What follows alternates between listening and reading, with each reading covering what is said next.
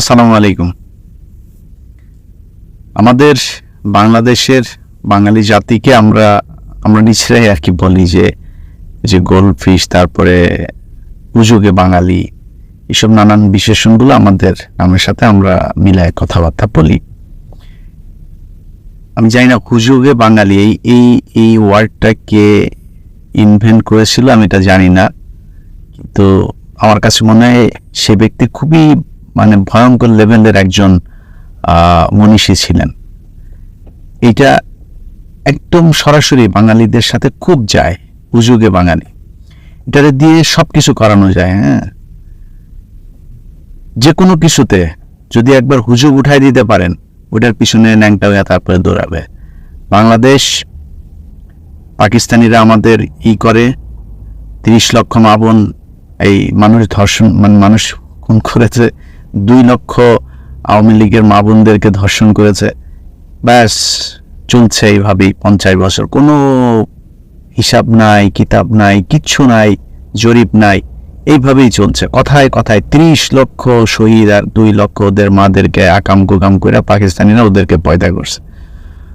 তো খাচ্ছে কিন্তু মানুষ। আপনার আমার কথা শুনলে খারাপ লাগতে পারে, আমি বিশ্বাস করি না, কারণ আপনি আমার জোর করে বিশ্বাস করাইতে পারবেন।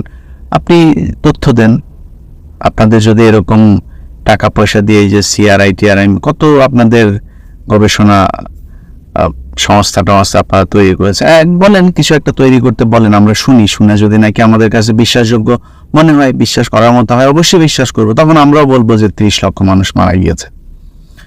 এক এক গ্রামে ধরেন অন্তত 50 জন 60 জন করে মানুষ মারা যাইতে হবে।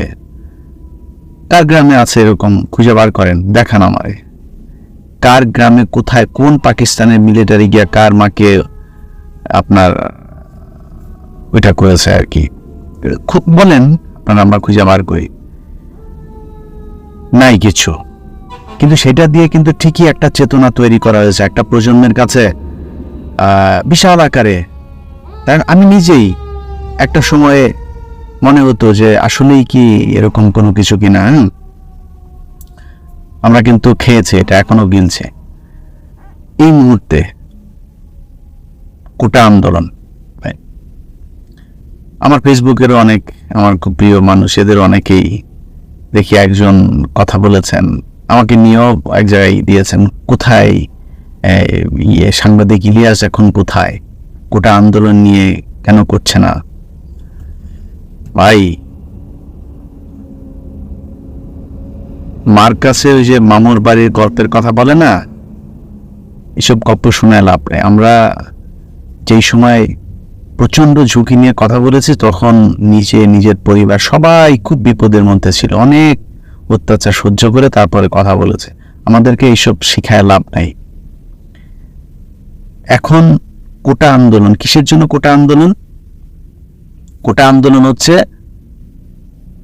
আপনাদের চাকরির জন্য নাকি 30%, একটা 20%, 30% আপনার একটা বিশেষ একটা গোষ্ঠীকে দেওয়া হচ্ছে। তারা কারা?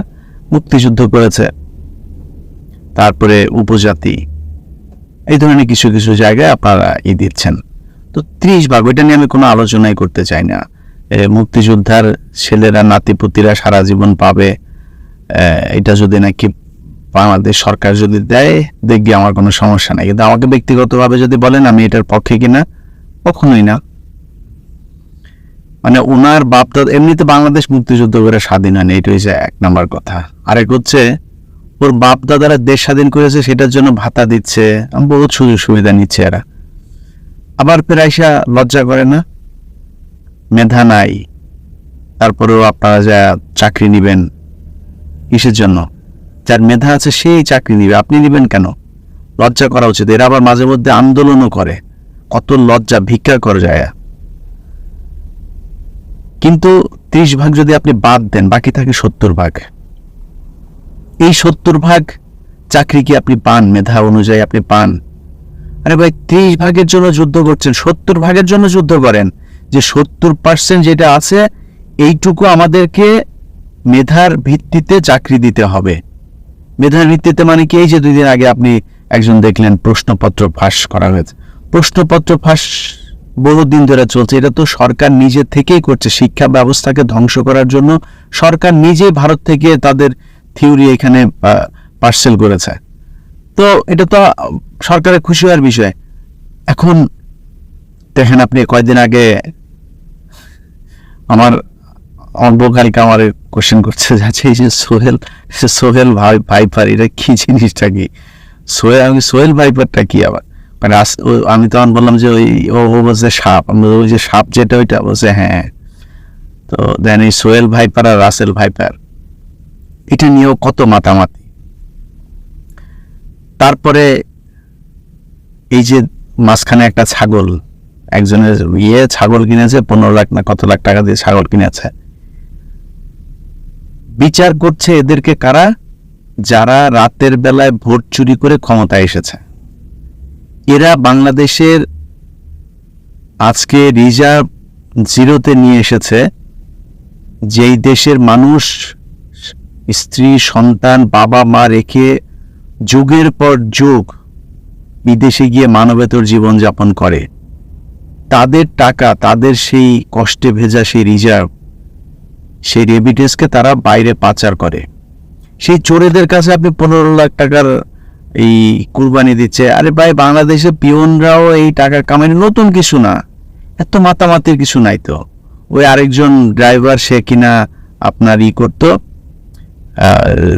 ওই আমরা বাংলাদেশ পাবলিক সার্ভিস কমিশনে করতো। তো সেইখান থেকে তার অনেক টাকা হয়েছে, এখন সে রাজনীতি করে, এবং তার ছেলের তার ফেসবুকের ইয়েটিয়ে দেখে যা বুঝলাম, তারা সবাই শেখ মুজিবের পয়দা, মানে শেখ মুজিবের রাজনৈতিক পুত্র আর কি। তো শেখ হাসিনা তাদের আম্মু। এখন এদের পেছনে লেগেছেন। আর এদিকে আসেন কোটা আন্দোলন। ভাই, চীন সফরে শেখ হাসিনা একদিন সংক্ষিপ্ত করেছে, কারণ কি? ভারতে গিয়েছিল, কি চুক্তি হইল, চীনে কি চুক্তি হলো, কি কারণে চীনের কাছে শেখ হাসিনা $20 বিলিয়ন ঋণ চাইলো, সেই ঋণ যদি চীন দেয় কি কারণে দেওয়া হবে, এসব নিয়ে বাংলাদেশে কোনো আলোচনা আছে? আপনার পুরা দেশ বিক্রি করে দিচ্ছে, আর আপনি আছেন এখানে কিসের বলে কোটা মোটা এগুলা নিয়ে। এর আগে কোটায় এক রাজনীতিবিদ আমরা পেয়েছিলাম, সেই রাজনীতিবিদ আমরা দেখেছি, এখন তাকে নিয়ে নানান কথাবার্তা হয়। আমি যেগুলি 1971 সালে বলে আসছি সেগুলি নিয়ে এখন অনেক আলোচনা হচ্ছে। আমি যাদেরকে ধরেছিলাম তাদের ব্যাপারে আপনারা সবাই একদিন প্রমাণ পেয়ে যাবেন। অতএব আসল জায়গায় আসেন।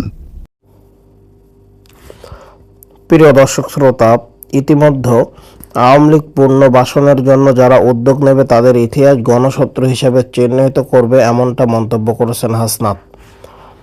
MT news 24 desk.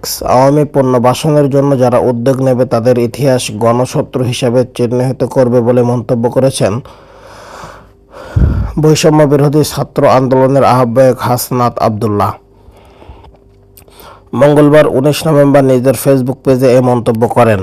Hasnat Abdullah লিখেছেন, ছেলেদের রক্তের উপর পা রেখে দিল্লিকে কেবলা বানিয়ে ক্ষমতার মসনদে যাওয়ার আকাঙ্ক্ষা, জনগণের মুক্তির নিয়তের সঙ্গে বিশ্বাসঘাতকতা, আওয়ামী পুনর্বাসনের জন্য যারা উদ্যোগ নেবে তাদের ইতিহাস গণশত্রু হিসেবে চিহ্নিত করবে। তিনি আরও লিখেছেন, জুলাই গণঅভ্যুত্থানের স্মৃতি থেকে যারা ধারণ করে তারা গণমানুষের আশা আকাঙ্ক্ষার প্রতিফলন ঘটাতে চায়। তারা 24 পরবর্তী বাংলাদেশে আওয়ামী লীগের বিচার নিশ্চিত করার দাবি ছাড়া আওয়ামী লীগ নিয়ে রাজনৈতিক অঙ্গনে আর কোনো দ্বিতীয় বক্তব্য দিতে পারে না। প্রিয় দর্শক শ্রোতা, তারা এমনটা মন্তব্য করছেন। এখানে আপনারা কি বলতে চান? হাসনাত আব্দুল্লাহ এমনটাই বলছেন। হাসনাত আব্দুল্লাহ খেপে গিয়েছেন, খেপে গিয়ে এমনটাই তিনি মন্তব্য করছেন।